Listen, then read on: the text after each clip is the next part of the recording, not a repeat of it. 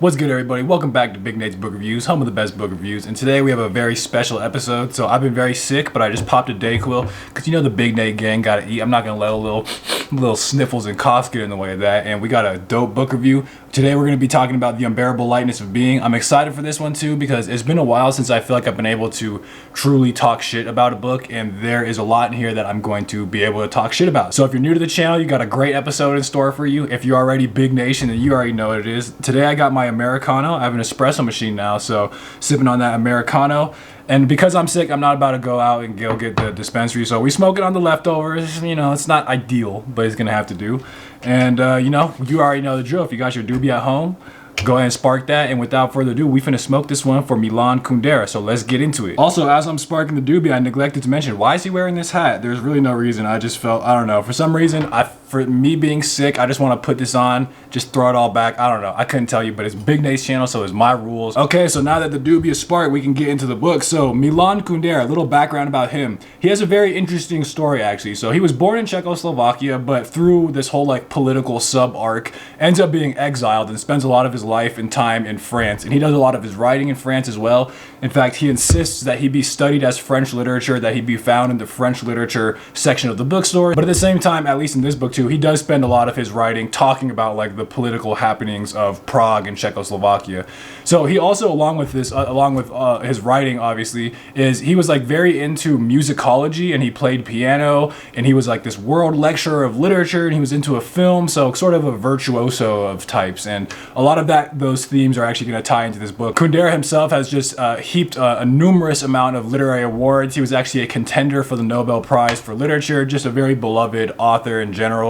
And he has this whole, like I mentioned, he has like this whole political sub-arc where he was like an avid member of the Czechoslovakian Communist Party, but he was expelled from the party twice, and they ended up like outlying his books, and he had to like smuggle his manuscripts out of the country. There's even this whole scandal where he may or may not have ratted on someone on the secret police. He denies it to this day. Well, actually not to this day, because he died in 2023, which I was very surprised to find out. Like literally that was like a year or so ago, and he was like 93, 94, so a certified old head. But anyway, crazy backstory. Today we're talking about his most famous book, The Unbearable Lightness of Being. It's not necessarily his best book from what I can tell, but it is his most popular. It was published in 1984. They ended up making a movie out of it too, starring Daniel Day-Lewis, which MILAN KUNDERA famously hated. But yeah, so that's just a little bit of background as to the book. But okay, let's talk about what this book is actually about. Just like the premise, if you were like, oh cool, what you reading, The Unbearable Light? What's that about? I said, oh, you shouldn't have asked, because I'm actually about to give you a whole ass thing. But it's basically the story about this man named Tomas who, on like this existential whim in the beginning of the book, falls in love with this woman, Teresa. But you know, the catch is Tomas is like an incurable womanizer. And he even has like this whole, we'll get into this, like he has this whole philosophy about why he womanizes in the role of the body and sex and this, that, and the other.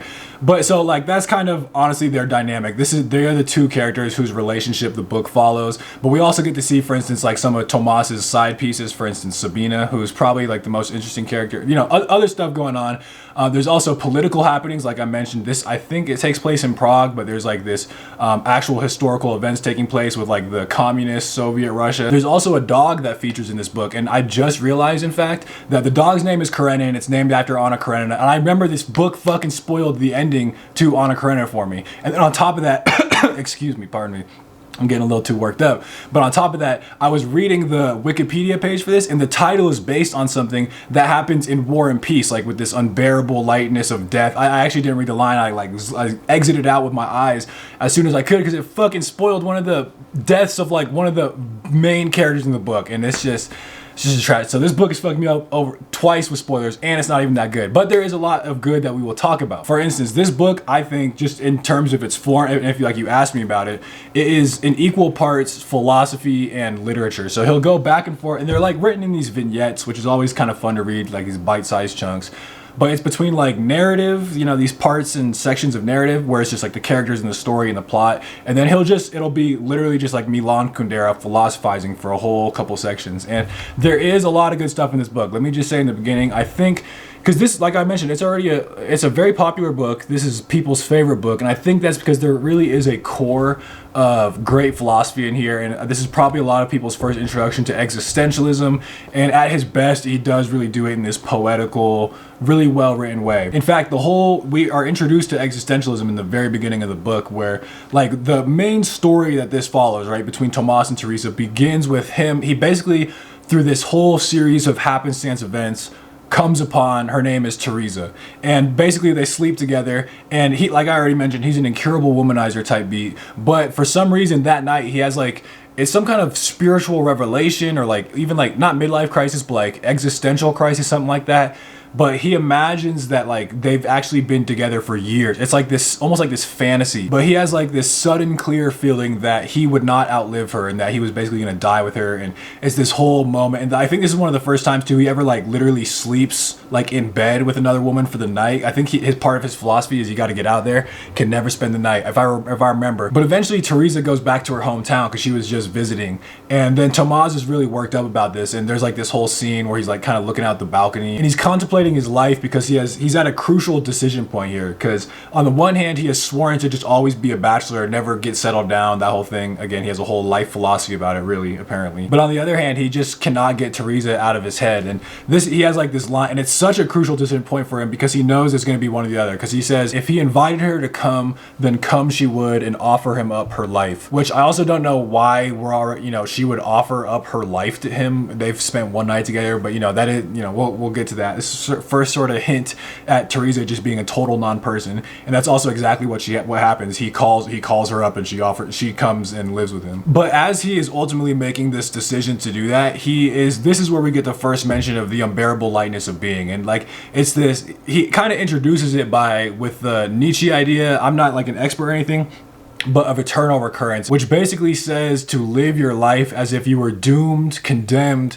to eternally repeat it. So just, I guess, live in a way where you don't have regrets and things like that. But what Milan Kundera points out is that the thing is, we actually only have one life. It comes and it goes, and the ephemeralness, look, for people that were on the GRE word tier list video, look, I'm banging it out. The ephemeralness of life is such that it comes into existence, exits, and as he says, there's a German adage which says something that happens but once may as well have not happened at all. And he has this example too, like imagine in most ancient times, like this ravaged war being fought, but it ultimately had no bearing on the modern day. Like that idea of if a tree falls in the forest and no one's there to hear it, did it ever actually make a sound?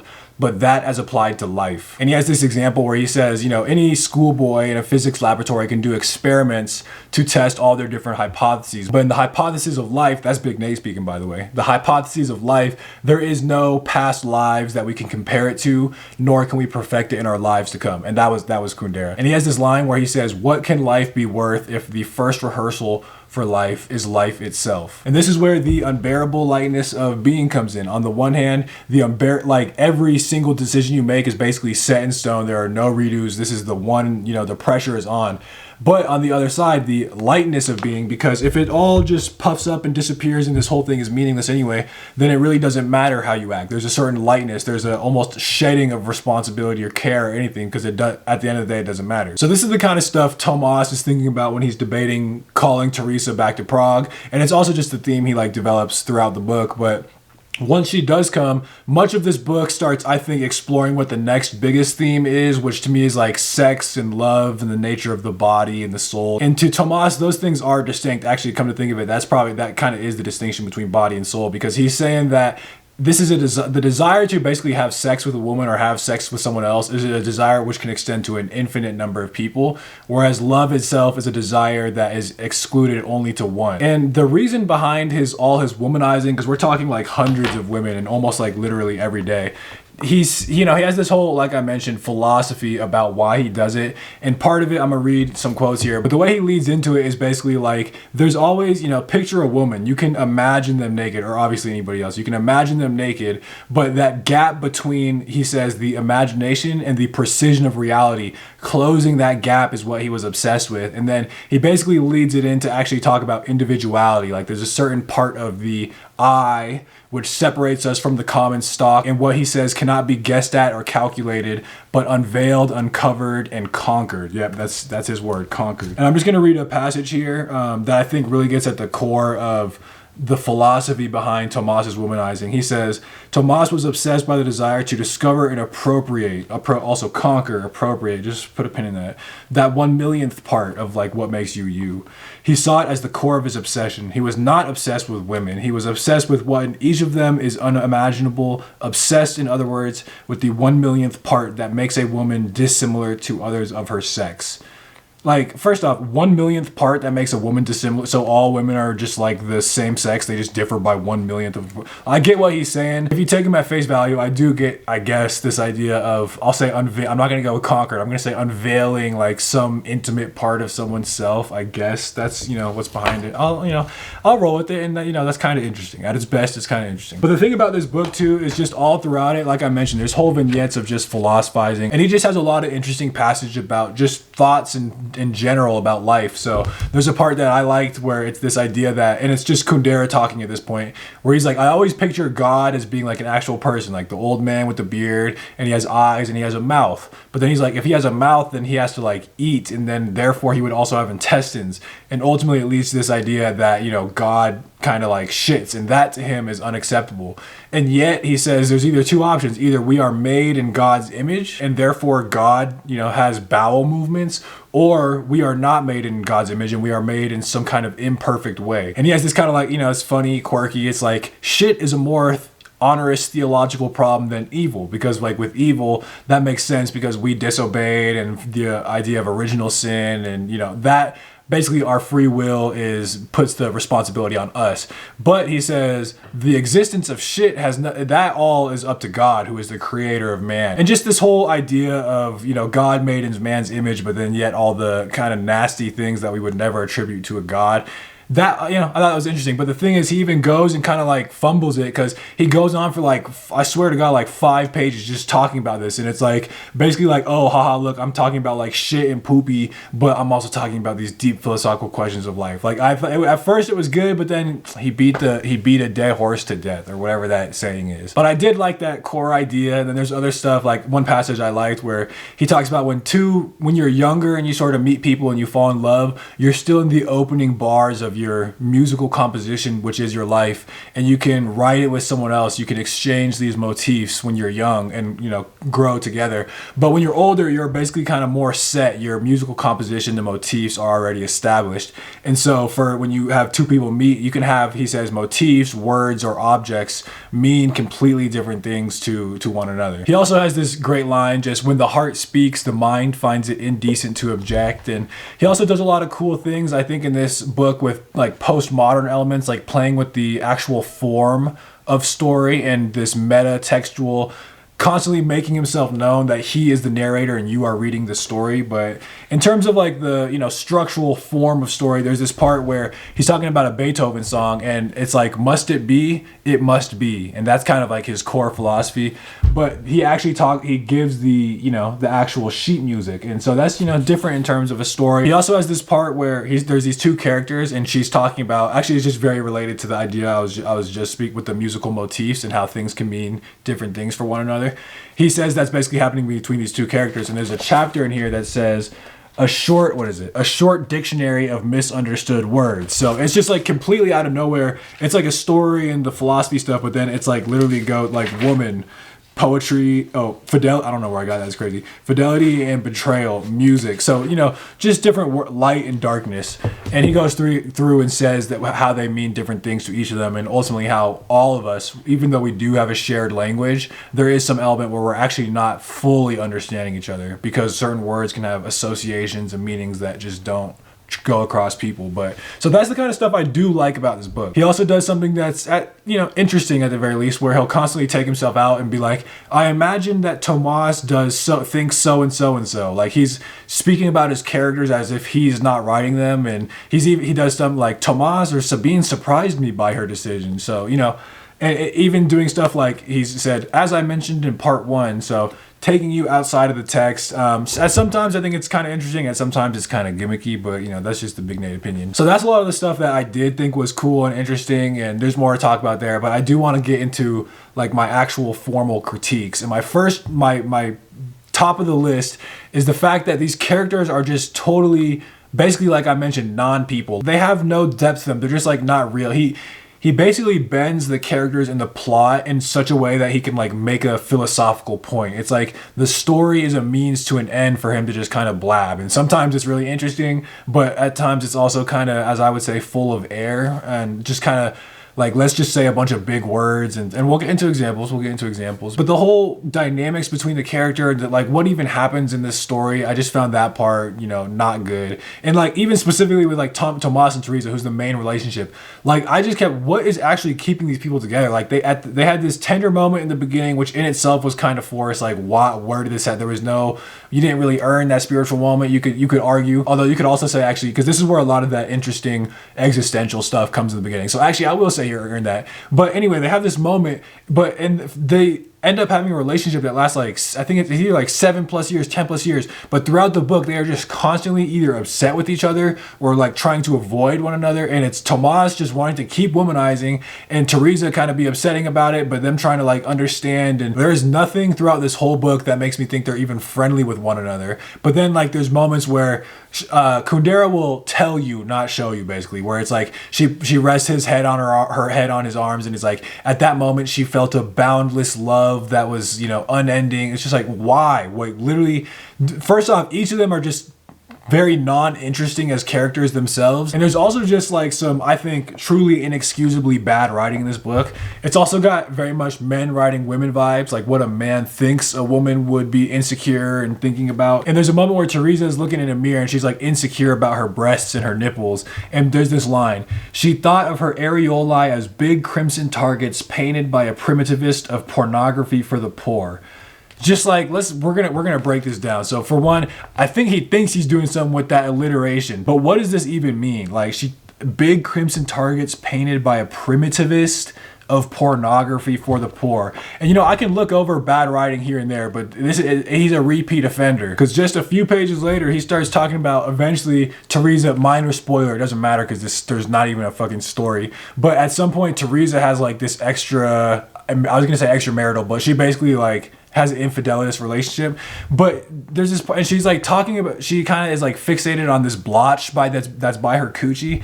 It says the blotch had become an obsession. She longed to see it again and again in that implausible proximity to an alien penis. Here I must stress again, she had no desire to see another man's organs. She wished to see her own private parts in close proximity to an alien penis. And this is just like, what the fuck is bro even talking about? It's just, and the idea that that's like what Teresa, again, just Teresa as a character, total non-person. He really, he fumbled the bag on that one. But then there's also, this is what I mean too about him being pretentious, like where he just kind of says things that kind of sound deep. And there's this part where he's with one of his side pieces, Sabina, and she's in her sexy lingerie, and then she puts on a bowler hat, which is featured on the cover. That's like the big thing associated with this book. And okay, so she like puts it on, it's like, oh haha, you know, it's like, what a juxtaposition. But suddenly the comic became veiled by excitement. The bowler hat no longer signified a joke. It signified violence. Violence against Sabina, against her dignity as a woman. The lingerie enhanced the charm of her femininity, while the hard masculine hat denied it, violated, and ridiculed it. There it is again, violate, appropriate, conquer, like, it's just weird, I don't know. Like I said, men writing women vibes. And it's also just like, it's trying to sound deep, like it violated, appropriated her femininity. It's like, bro, she put on a fucking bowler hat, you gotta chill. So, and you know, so there's lots of lines like that in the book. In fact, I could have given a whole thing, but those are just some hit favorites. So overall, I'm gonna give this book, for me, it's a C+. Like, I think the stuff that is there is really genuinely good, and there's even a good amount of it, but some of the stuff is just so egregiously bad. I can't in good conscience put bro in the B, because the story is just so bad, I thought, and the characters so flat. The philosophy is really what's carrying this book, and then even then. But anyway, if you're someone else, I bet it's probably more in a C+. This is some people's favorite book, and like I kind of mentioned, I think it's because the gems in here genuinely are insightful. I almost like would recommend this book to people trying to get into literature, because it's very easy to read. It's got like these vignettes, like there's really good shit. I would not recommend it, I think, but it's close. And the point is, I could see why people do like this book. I've also heard it's like not his best, and there's basically better versions of this. So if I should read something else by MILAN KUNDERA, let me know. Let me know if you've read this, what you thought of it. Don't forget to give to my second channel, The Big Nate Review. Don't forget to follow me on Instagram at Big Nate's Book Reviews. And thank you once again for joining me and watching Big Nate's Book Reviews, home of the best book reviews.